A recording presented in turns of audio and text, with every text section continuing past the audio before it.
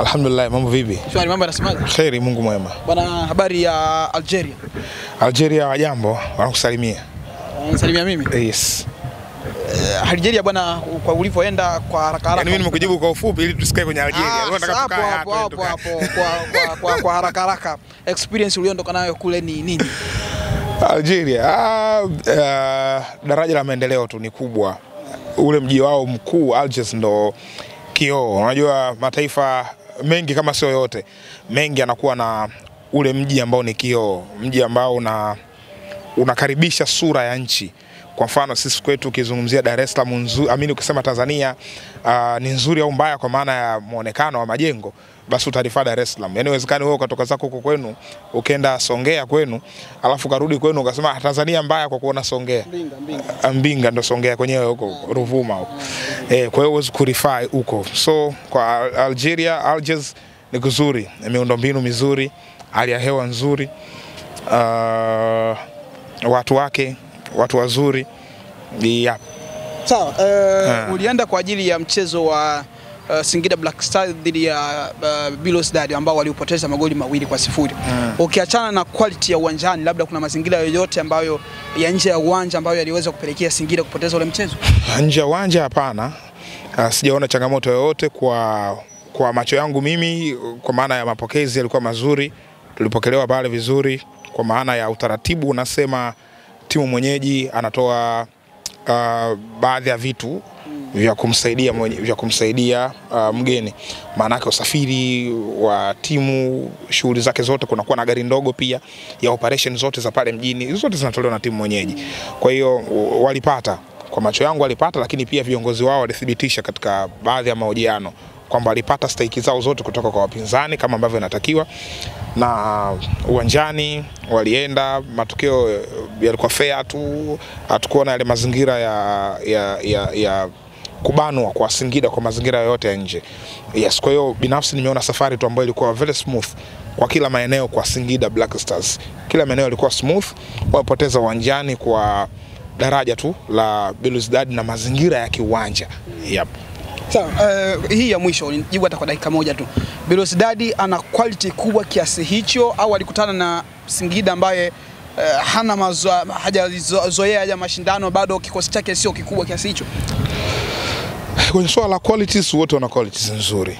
Belouizdad ana quality nzuri, Singida ana quality nzuri, lakini advantage kubwa kwa Belouizdad, timu yao ni ya muda mrefu, hilo ulijue. Wanayo muda mrefu, na Belouizdad tangu 2019 na 20 wamekuwa wakifanya vizuri katika ligi ya ndani. Wamebeba ubingwa back to back mara 4. Lakini timu ambayo ina uzoefu wa kutosha kama timu katika michuano ya CAF wameshashiriki sana. Hiyo ni miongoni mwa vitu ambavyo vimewapa advantage, lakini kubwa zaidi pia uwepo wa mashabiki wao uwanjani ambao walikuwa wanashangilia kwa nguvu kwa ajili ya kuipa hamasa timu yao ili iweze kufanya vizuri. So kwenye swala qualities, Belouizdad yes wana quality. Inawezekana kwa quality zote zinafanana, lakini Belouizdad ana zile extra advantages ambazo Singida alikuwa anazikosa. Ya kimazingira, hali ya hewa kwa wakati huu kwa Algeria ni baridi kali usiku. Kwa hiyo wale wameshazoea, tofauti na kwa upande wa Singida. Lakini eneo jingine ni eneo la supporters.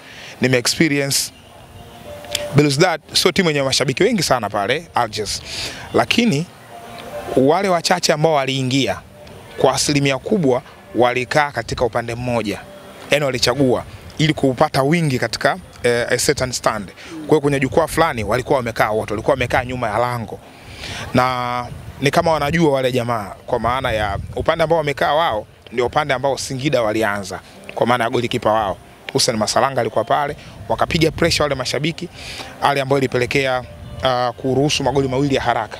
Pressure kubwa sana wamepiga, wakatumia energy kubwa, wakapata magoli 2. Kwa hiyo ni advantages za ziada ambazo Singida walizikosa katika mechi. Sawa, hapa Tanzania michezo miwili. Alikuwa pale Zanzibar, wa kwanza alianza alipata ushindi mbele ya FAR Rabat. Mnyama Simba jana alipoteza dhidi ya Petro Atletico. Yawezekano ulipata bahati ya kutazama michezo au kupata bahati ya kutazama kwa sababu ulikuwa safarini. Nataka uniambie ni ishara gani kwa Young Africans kupata ushindi kwenye mechi ya kwanza, kundi ambalo watu wengi waliamini ni gumu, na baadhi yao wakaamini kwamba Young Africans anaweza siokote alama hata moja, lakini anapata ushindi kwenye mchezo wa kwanza dhidi ya FAR Rabat. Kwanza kwenye kuangalia niliangalia mechi ya Young Africans. Mechi ambayo sikuangalia on time ni ya Simba na Azam kwa sababu ya muda ambao nilikuwa kwenye safari, ndio muda ambao hizo mechi zilikuwa zinachezwa. Kwa hiyo sikubatika kuona kabisa. Nimekuja kuona kwenye marudio. Tena nimeona mechi ya Simba. Bado mechi ya Azam mpaka sasa hivi napoongea na wewe sijaiona. Swali lako la msingi lipo kwenye upande wa Young Africans, mechi yao ambayo niliiona. Ushindi wao na maana kubwa sana. Mimi mara nyingi nimekuwa nikisema hili kundi la Young Africans ni kundi gumu. Na ugumu sio kwamba ni kundi gumu kwa Yanga, ni kundi gumu kwa kila mshiriki ambaye yuko pale. Na kubwa zaidi nilikuwa naona Young Africans kundi lilivyotoka nilikuwa nishapiga tiki kwamba kundi ni gumu. Lakini Yanga anaendaje kwenye hili kundi? Licha ya ugumu wa hili kundi, Yanga anaweza kukusanya alama 9 za nyumbani, kwa maana ya kila anayekuja hapa achukue hizo alama 9. Lakini timu gani katika hizo zote ambazo zitakuja hapa, timu gani ambayo itakuwa ni ngumu? Kwa haraka nilikuwa naona FAR Rabat kuliko Ahli. FAR Rabat nilikuwa nawaheshimu zaidi. Nasema hawa ndo mpinzani mgumu zaidi kwa Young Africans akiwa nyumbani, kwa kuzingatia fomu yao, ubora wao ambao wako nao tangu msimu uliopita mpaka sasa hivi. Kwa hiyo alikuwa anawapa heshima zote kubwa. Lakini Young Africans kachukua alama, kwa maana ya alama 3 zote kazibeba. Na unaona ushindi wenyewe mwembamba wa goli 1-0. Ushaona? Na wale kuna goli lao lilitiwa doa lile. Kwa hiyo ukija kuangalia unaona kweli inafanana huyu kumuita mpinzani mgumu. Mechi ilikuwa nzuri, lakini haikuwa nyepesi kwa Young Africans.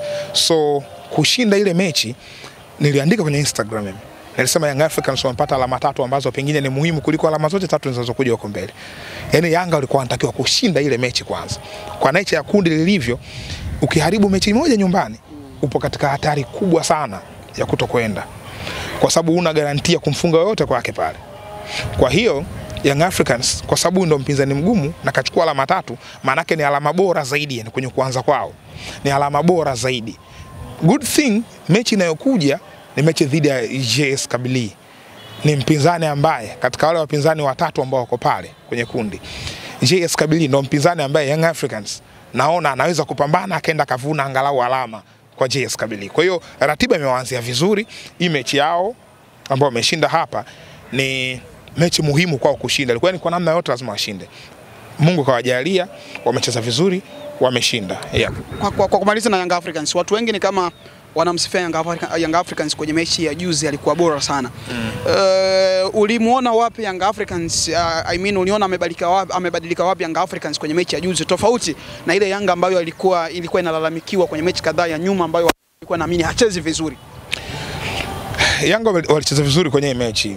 Mimi nishawahi kuzungumza pia. Unajua mimi vitu vingi ninavyoviongea nakumbuka nishawahi kusema. Hata wewe tumeshawahi kufanya interview siku moja. Hiki ninachokiongea hapa nimewahi kukiongea. Tena sijui kwa nini nakuwa na nguvu ya kuongea, kusisitiza hiki kitu. Sijui kwa nini yani. Lakini naamini kwa sababu najua ninachokiongea. Mara nyingi waga nasema namheshimu sana Pedro Gonçalves. Ni kocha ambaye namfahamu vizuri. Sawa. Tangu iko Primeiro de Agosto ya Angola, akaja national team ya Angola, alibadilisha vitu vingi sana. Kwa hiyo ni kocha ambaye namfahamu vizuri, najua ubora wake uko wapi. Sawa. Alivyokuja ndani ya Young Africans, muda ambao aliingia ulikuwa ni mfupi sana kuinject mbinu zake. Ilikuwa kama anatembelea ramani ya mazingira kwamba timu mmekuta hii, mnachezaje? Unajua ile sometimes unaweza kaenda pale ukauliza tu, huaga mnacheza vipi kabla ya kuanza vyako. Sababu ameingia tukaingia siku ya mechi ujue. Kaenda kwenye mechi pale. Mtibwa, yes. Mtibwa akaenda kucheza na KMC. Anatakiwa kucheza mechi ya kimataifa. Kwa hiyo zile mechi mbili alizocheza, baada ya zile mechi mbili tuliongea, nilikwambia kwamba huyu sio Pedro Gonçalves, yani bado. Shaona daraja la Pedro hapa bado. Kwa hiyo nilisema kuna break hapa imepita ya international mawili. Inawezekana akabadilika baada ya hii break au baada ya AFCON. Yani Pedro apate muda.